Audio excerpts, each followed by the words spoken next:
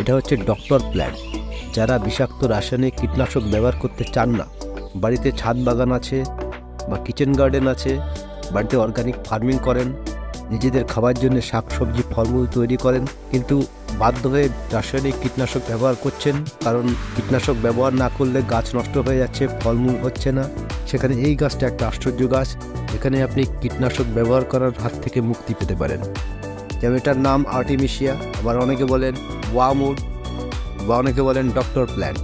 এই গাছটা যেখানে থাকবে তার পাশের যেসব গাছ আছে তাতে পোকামাকড় কম লাগে, রোগ কম হয়, এবং সেই জন্য একে বলা হয় ডক্টর প্ল্যান্ট। এই গাছটার এমন আশ্চর্য গুণ যে এটার নাম বাইবেলেও আছে। এই গাছটার অনেক গুণ আছে, যেমন 18টা গুণ এই ওয়েবসাইটে দেওয়া আছে, আপনি যেখানে দেখে নিতে পারেন। ওয়েবসাইটের লিঙ্কটা আমি ডেসক্রিপশানে দিয়ে দিয়েছি। এই গাছটা দেখতে চন্দ্রমল্লিকার মতো, কিন্তু চন্দ্রমল্লিকা একটু বড় হয়, আর এই গাছটা মাটিতে কার্পেটের মতো বিছিয়ে থাকে। এই গাছটা লাগানো একেবারে সোজা, একটা ডাল ছিঁড়ে আপনি মাটিতে পুঁতলে পুরো জমিটা আস্তে আস্তে কভার করে ফেলবে। গাছটা লাগালে অনেকগুলো বেনিফিট, যেমন আপনার জমিতে আগাছা হবে না, মাটিতে মালচিং করার প্রয়োজন নেই, কারণ এটা কার্পেটের মতো ঢেকে রাখবে। তার উপরে কি পাশাপাশি যেসব গাছগুলো থাকবে এখানে রোগ কম হবে।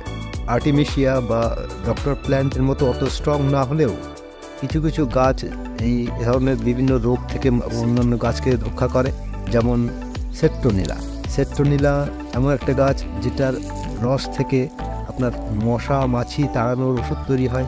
সেট্রোনিলা আপনি হয়তো দেখে থাকবেন, ব্রাউন কালারের এক ধরনের ওষুধ বাজারে বিক্রি হয় সেট্রোনিলা বলে। ওটা দিয়ে অনেকে ঘরদোর মেঝে মোছে। তারপর তুলসী, তারপর লেমন গ্রাস।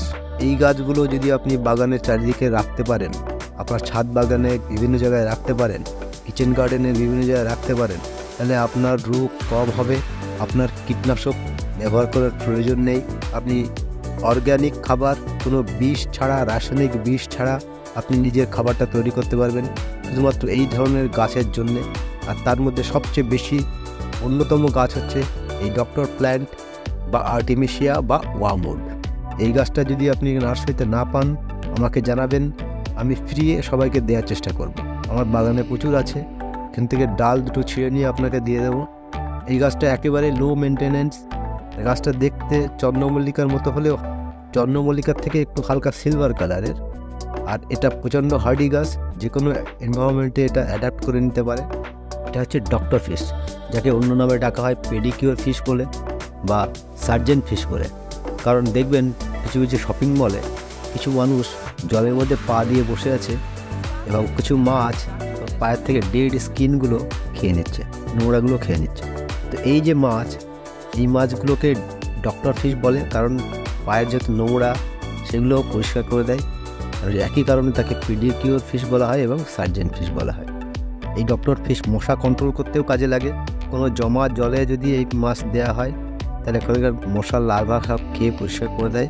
তবে আপনারা কোনো সময় শপিং মলে গিয়ে ডক্টর ফিশের ওখানে পা দেবেন না, কারণ আগে কোনো কাস্টমার যদি ওর মধ্যে পা দিয়ে থাকে, যার ইনফেকশান আছে পায়ে, স্কিন ডিজিজ আছে, সেই ডিজিজটা আপনার হয়ে যেতে পারে।